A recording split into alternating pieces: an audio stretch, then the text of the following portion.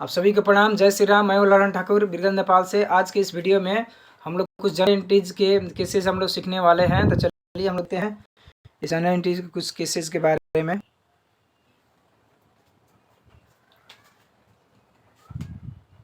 जैसे ये केस दिया, केस नंबर 12 में दिया है, old furniture sold for RS 5000, अर्थात पुराने जो फर्नीचर था उसको 5000 में बेचा गया। तो इसके अर्थ होता है कि 5000 रुपया कैश आया कंपनी में। तो जब कैश आता है तो कैश अकाउंट DR, तो कैश अकाउंट DR हो गया। अब जब फर्नीचर बेचा जाता है तो फर्नीचर जाता है, तो जो संपत्ति कंपनी से जाता है उसको क्रेडिट किया जाता है, और जो संपत्ति कंपनी में आता है उसको डेबिट किया जाता है। तो कैश आया है तो कैश अकाउंट DR हो गया, फर्नीचर गया है तो कैश अकाउंट क्रेडिट हो गया। इसमें बिंग में लिख देना है, being old furniture sold for करके लिख देना है। अब केस नंबर 13 में है, goods return by Ramesh being not according to the sample पांस है, यानी कि रमेश जो सामान खरीदा था वो फिरता कर दिया। वो क्यों फिरता किया? क्योंकि जो सैंपल भेजा गया था उस हिसाब से नहीं है। तो इसीलिए तो हम लोग सामान जब बिक्री किए थे तो रमेश खरीदा था, रमेश हमको हम लोग का कंपनी में फिरता कर रहा है। तो sales return account DR to Ramesh account, देने वाला व्यक्ति रमेश अकाउंट है, तो देने वाला व्यक्ति रमेश अकाउंट है, इसीलिए रमेश अकाउंट क्रेडिट हो गया। उसी तरह है केस नंबर 14 में है, पेड फॉर सैलरी RS 7,000 रुपया सैलरी तिरा गया। तो अर्थात अब सैलरी क्या है, कौन सा अकाउंट में पड़ता है? पर्सनल अकाउंट में पड़ता है, रियल अकाउंट में पड़ता है कि नॉमिनल अकाउंट में? सैलरी नॉमिनल अकाउंट में पड़ता है। All expenses and losses are DR and all income and gain are CR। तो salary expenses account DR to cash account, यहाँ दिया है salary account DR to cash account. Being में लिखना है बिंग पेड फॉर सैलरी। उसी तरह में केस नंबर 15 में है, salary paid to Ram RS 10,000 रुपया राम को सैलरी दिया गया। तो जब कैश में सैलरी दिया जाता है तो राम का दीजिए, श्याम का दीजिए, हरि का दीजिए, सीता का दीजिए, मोहन का दीजिए, ABCD किसी का भी दीजिए, तो उसको नाम नहीं लिखा जाता है। Salary account DR to cash account होता है। तो इसमें salary account DR to cash account है, being salary paid to Ram कह के लिख दीजिए। उसी तरह है इसमें केस नंबर 16 में है, wages paid of RS 10,000 paid by cheque. अब इसमें वेजेज जो है ज्यादा है उसको बैंक के द्वारा तिरा जा रहा है। पेड बाय चेक का मतलब बैंक से उसको पैसा पेमेंट किया जाएगा, वेजेज दिया जाएगा। तो इसमें वेजेज एक्सपेंसेज हो गया। तो wages account DR to bank account, पैसा देने वाला व्यक्ति बैंक अकाउंट, बैंक है इसीलिए उसको देने वाला व्यक्ति क्रेडिट होता है। तो यहाँ देने वाला व्यक्ति बैंक है इसीलिए क्रेडिट हुआ है। और वेजेज एक्सपेंसेस है इसलिए नॉमिनल अकाउंट के हिसाब से ये डेबिट हुआ है। अब केस नंबर 17 में है, interest received amounting RS 5,000 for the month of Phagun महीना के इंटरेस्ट रिसीव्ड हुआ है, प्राप्त हुआ है। तो प्राप्त हुआ है तो जब भी इंटरेस्ट हम लोग के पास आता है, ब्याज आता है, तो कैश के रूप में आता है। तब क्या है? कैश। तो कैश अकाउंट DR किस वापस आया, कैसे आया? तो इंटरेस्ट के रूप में आया है, तो इसीलिए इंटरेस्ट क्रेडिट होगा। तो यहाँ कैश अकाउंट DR 5,000 और टू इंटरेस्ट अकाउंट 5,000। अब बिंग में कैसे लिखना है narration, being interest received amounting for the month of Phalgun करके लिख देना है। अब केस नंबर 18 में है, paid RS 1200 for newspaper and magazine. Newspaper और मैगजीन के लिए 1200 रुपया तिरा गया। तो ये खर्च है, खर्च के लिए तो हम लोग, तो ये मैगजीन हुआ, पेपर हुआ, स्टेशनरी सामान हुआ, इसको मिसलेनियस एक्सपेंसेस में कर दिया जाता है या संडेज एक्सपेंसेस कहा जाता है। तो sundries expenses account DR to cash account कह के लिख दिया जाता है। बिंग में क्या लिखना है नरेशन में, being newspaper and magazine purchased करके लिख दीजिए, बिंग में हो जाएगा। और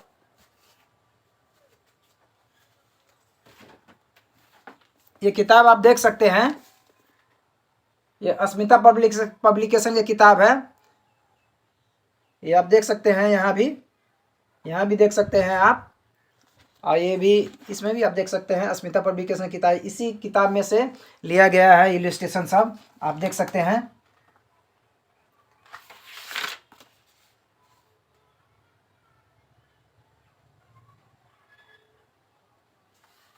अब इसमें है केस नंबर, आप देख सकते हैं।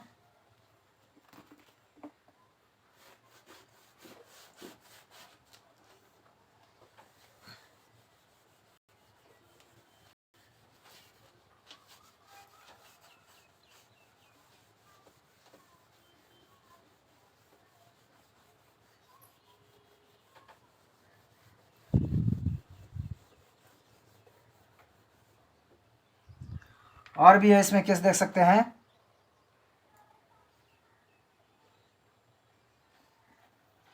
जैसे कैश पेड टू विनोद है, जैसे cash paid to Vinod R S, cash paid to Vinod R S 30,000 है। तो इसमें क्या है, तो विनोद का पैसा दिया जा रहा है, तो लेने वाला व्यक्ति कौन है, विनोद है। तो इसमें जर्नल एंट्री क्या हो जाएगा, Vinod account DR to cash account R S 30,000 है, तो इसको 30,000 हम लोग कर देंगे, आरएस 30,000। और बिंग में क्या लिखना है, being cash pay to Vinod. उसी तरीका से है cash received from Hari R S 2,000 as a part of credit sales.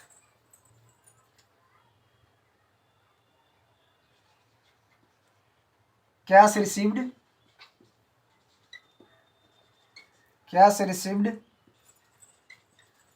From Hari R S 2,000 as a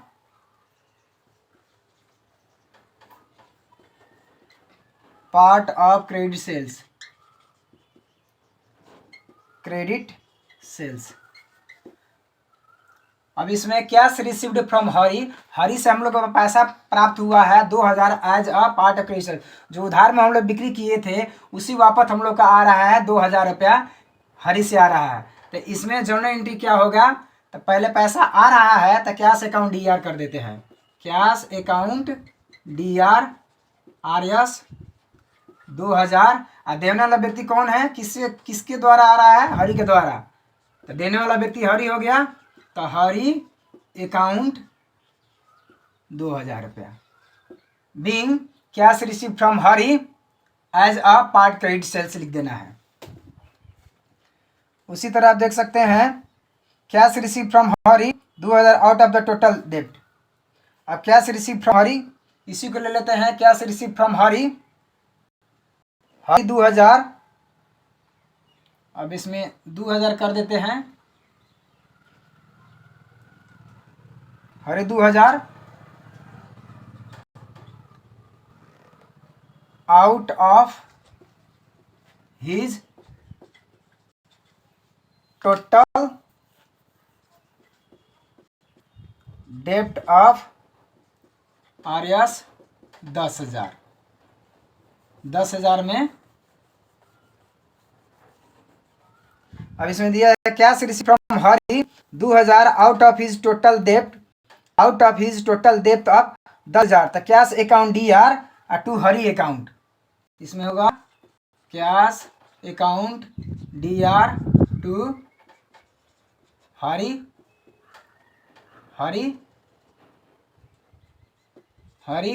account. 2,000 आया है तो 2,000 हम लोग लिख देंगे।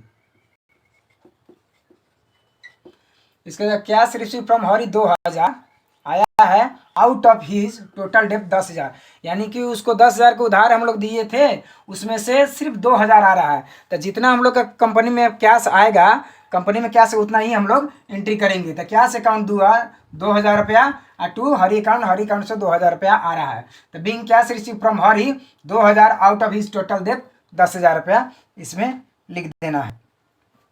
तो इस वीडियो में आज इतना ही, फिर मिलेंगे दूसरे वीडियो में, तब तक पढ़ते रहिए।